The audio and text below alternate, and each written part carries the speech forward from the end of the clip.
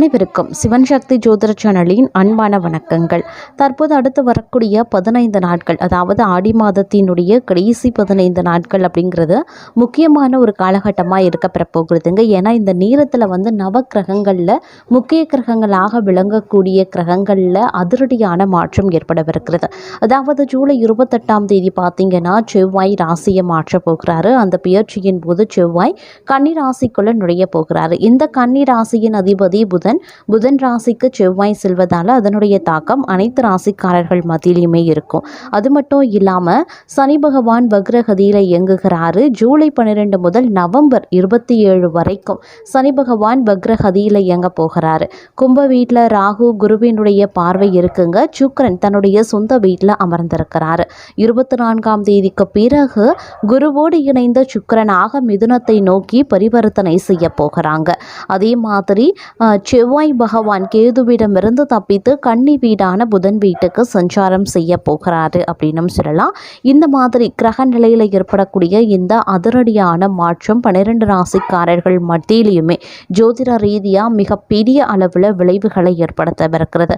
அந்த விளைவுகள் அப்படிங்கிறது சாதகத்தை ஏற்படுத்த போகிறதா அல்லது பாதகமான விளைவுகளை ஏற்படுத்த போகிறதா அப்படிங்கிறத தெரிஞ்சுக்க போகிறோம். அதிலும் கும்பராசியை பொறுத்த வரைக்கும் ஆப்பு வைக்கக்கூடிய சனி பகவான் கெட்டதுலேயும் நல்லதை கடத்தக்கூடிய வகையிலையும் இருக்க போகிறது இந்த காலம் அப்படின்னு சொல்லலாம். இருப்பினும் 3 விஷயங்களில் மிக மிக கவனத்தை செலுத்த வேண்டியதாக இருக்குங்க. அது என்னென்ன அப்படிங்கிறத பற்றியும் சனி பகவானால் நேரக்கூடிய விளைவுகள் என்ன, அதை தொடர்ந்து பிற கிரகங்களினுடைய தாக்கம் என்ன விஷயங்களில் எச்சரிக்கையாக இருக்க வேண்டியதாக இருக்கும், என்ன விஷயங்களில் சாதகத்தை ஏற்படுத்தும் அப்படிங்கிறத பற்றியும் தொடர்ந்து நீங்கள் தெரிஞ்சுக்க வீடியோவை ஸ்கிப் பண்ணாமல் கடைசி வரைக்கும் பாருங்கள். இந்த பதிவு உங்களுக்கு மிக பயனுள்ள விகிதத்தில் இருக்கும். வீடியோக்குள்ளே போகிறதுக்கு முன்னாடி இது வரைக்கும் நீங்கள் நம்ம சிவன் சக்தி ஜோதிட சேனலை சப்ஸ்கிரைப் பண்ணலை அப்படின்னா உடனே சப்ஸ்கிரைப் பண்ணிக்கோங்க. அப்படியே பக்கத்தில் இருக்கக்கூடிய நோட்டிஃபிகேஷனுக்கான பெல் பட்டனையும் ப்ரெஸ் பண்ணிக்கோங்க. சரி நேயர்களே, வாங்க வீடியோக்குள்ளே போகலாம். இந்த காலகட்டம் அப்படிங்கிறது கும்பராசிக்காரர்களை பொறுத்த வரைக்கும் பல்வேறு வகைகளில் தங்களுக்கு ஏற்றத்தாழ்வுகளை கொண்டதாக இருக்க பெற்றாலும் செலவுகள் அதிகரிக்கக்கூடிய ஒரு காலகட்டமாக இருக்குங்க.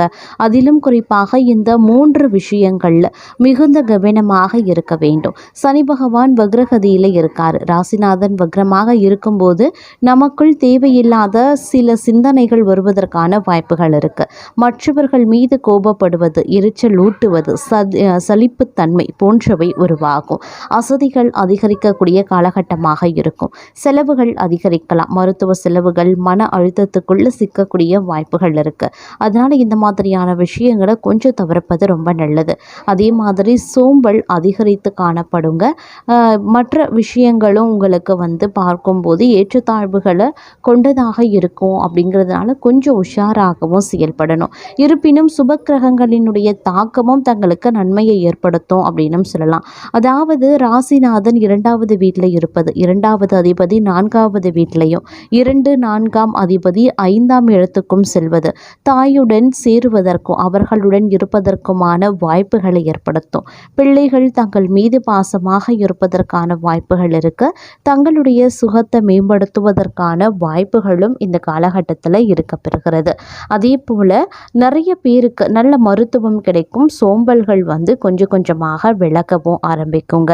2, 4வது வீட்டதிபதி 11வது வீட்டை பார்க்கறதுனால வெளியில் செல்ல முடியாத அளவுக்கு மனக்குழப்பங்கள், மனப்பிரளயங்கள் ஏற்படுவதற்கான வாய்ப்பு இருக்கு. சில தடைகள், தாமதங்கள் ஏற்படத்தான் செய்யும். மனைவிக்கும் உங்களுக்கும் இணக்கம் ஏற்படலாம். தாயின் ஆசிர்வாதத்தையும் கிடைக்கப்பெறுவீங்க. தந்தையின் ஆரோக்கியத்தில் முன்னேற்றம் ஏற்படும். இந்த காலகட்டத்தில் பெரிய குறைகள் எதுவும் ஏற்படாது அப்படின்னாலும் வேலையில் ஒரு சில சிக்கல்களை எதிர்கொள்ள வேண்டியதாகவும் இருக்கலாம். அதே மாதிரி சில பல மாற்றங்களையும் ஏற்படுத்தும் அப்படின்னு சொல்லலாங்க. PR கிடைக்காதவங்களுக்கு கிடைக்குங்க. தொழில் சம்பந்தப்பட்ட அசிங்கம், அவமானம் ஏற்படுவதற்கான வாய்ப்புகள் இருக்கு. நடக்கும் அப்படின்னு நினைச்ச விஷயங்கள் நடக்காமல் போவதற்கான வாய்ப்புகள் இருக்கு. ஏற்கனவே உங்களுக்கு 7.5 சனி நடக்கிறதுனால சில அனுபவங்கள் கிடைப்பதற்குண்டான வாய்ப்புகள் இருக்க பெறுகிறது. அப்படிங்கிறதுனால கொஞ்சம் உஷாராக இருக்க பாருங்க.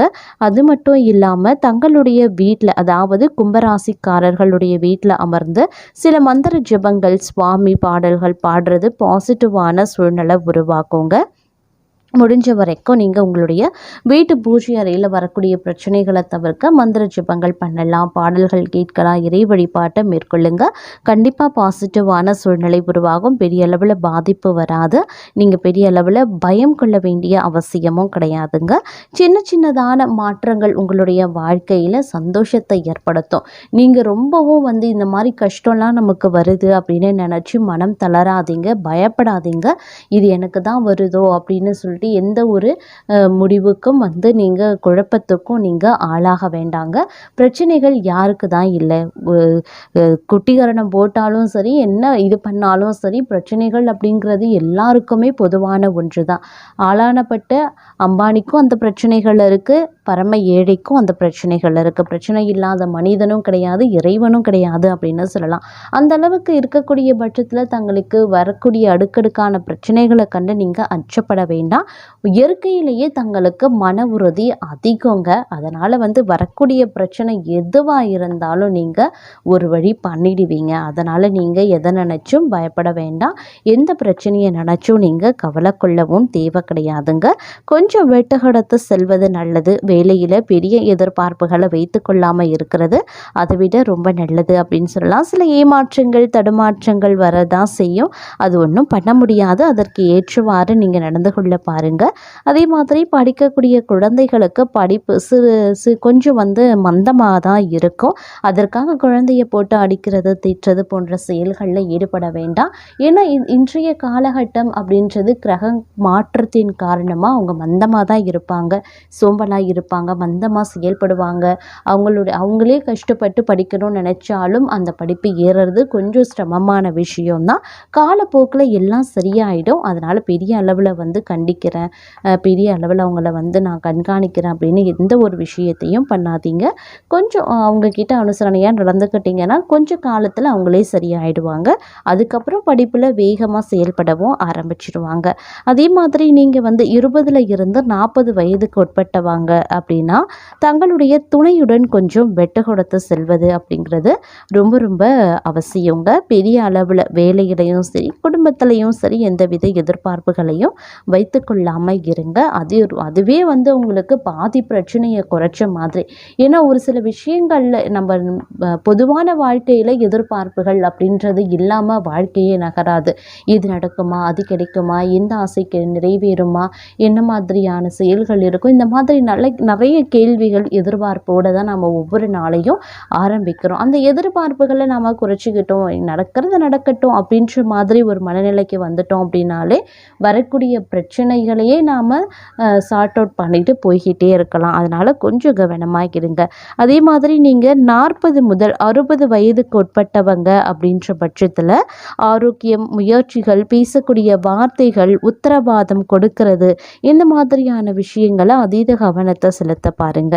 எதன் மீதும் வரக்கூடிய ஒரு பற்று, ஒரு விஷயத்தில் ஒரு பற்று எதன் மீதுமே உங்களுக்கு இல்லாமல் இருக்கிறது ரொம்ப ரொம்ப நல்லது. அதுவே உங்களுக்கு மிகப்பெரிய அளவில் நன்மையை ஏற்படுத்தும் அப்படின்னு சொல்லலாம். அதே மாதிரி குழந்தைகளால் தங்களுக்கு சிறிய ஏமாற்றம் வருவதற்கான வாய்ப்பு இருக்குங்க. பிள்ளைகள் சார்ந்த கவலைகள் ஏற்படலாம். அதே மாதிரி கால பைரவர் வழிபாடு அப்படின்றது உங்களுடைய வாழ்க்கையில் நல்ல மாற்றத்தையும் ஏற்றத்தையும் ஏற்படுத்தும். தேய்பிறை அஷ்டமி அன்று உளுந்த வடை வைத்து நெய், தேன் போன்றவை ஊற்றி வழிபடுறது அப்படிங்கிறது உங்களுடைய வாழ்க்கையில் நல்ல ஏற்றத்தை, நல்ல மாற்றத்தை கொண்டு வரும் அப்படின்னு சொல்லலாம். முடிஞ்ச வரைக்கும் உங்களுடைய வாழ்க்கையில் சனி பகவானினுடைய ஆட்டம் இருக்கத்தான் செய்யும். மற்ற கிரகங்களினுடைய வக்ர நிவர்த்தி ஆகட்டும், உதயமாகட்டும், இந்த மாதிரி மற்ற கிரகங்களினுடைய தாக்கமும் உங்களுக்கு இருக்குது. அப்படின்றதுனால இந்த காலம் அப்படிங்கிறது கொஞ்சம் சிக்கலான காலம்தான். ஒன்றும் பண்ண முடியாது. நீங்கள் அதற்கு ஏற்றவாறு தங்களை மாற்றிக்கொள்வது தான் சரியாக இருக்கும். எந்த பிரச்சனை வந்தாலும் ஸ்மூத்தாக ஹேண்டில் பண்ணுங்கள், எளிமையாக கையாள பாருங்கள், நிதானத்தை கடைபிடிங்க, பொறுமையை எடுக்க வேண்டாம், குறிப்பாக கோபத்தை கட்டுப்படுத்த பாருங்கள். அதே மாதிரி இந்த நேரத்தில் எதன் மீதும் ஆசைகளோ பற்றோ அப்படி இல்லைன்னா எதிர்பார்ப்போ வைத்து கொள்ளாதீங்க. இந்த மூன்றுமே நீங்கள் அவாய்ட் பண்ணிட்டீங்க அப்படின்னா உங்களுடைய வாழ்க்கை ரொம்ப ரொம்ப நல்லா இருக்கும் அப்படின்னு சொல்லலாம். அதனால் இந்த காலம் அப்படிங்கிறது உங்களுக்கு சுபிக்ஷமாகவும் இருக்கும். முடிஞ்ச வரைக்கும் நான் சொன்ன பரிகாரங்களை செய்ய பாருங்கள். அதுவே உங்களுடைய வாழ்க்கையில் மிகப்பெரிய அளவில் நன்மையை ஏற்படுத்தும் அப்படின்னு இந்த பதிவை நாம் நிறைவு செய்து கொள்ளலாம். அதே மாதிரி தொடர்ந்து நீங்கள் பதிவு தெரிஞ்சுக்க விருப்பப்படுறீங்கன்னா நம்ம சேனல், அதாவது நம்மளுடைய சேனலை மறக்காமல் சப்ஸ்கிரைப் பண்ணிக்கோங்க. அப்படியே பக்கத்தில் இருக்கக்கூடிய நோட்டிஃபிகேஷனுக்கான பெல் பட்டனையும் ப்ரெஸ் பண்ணிக்கோங்க.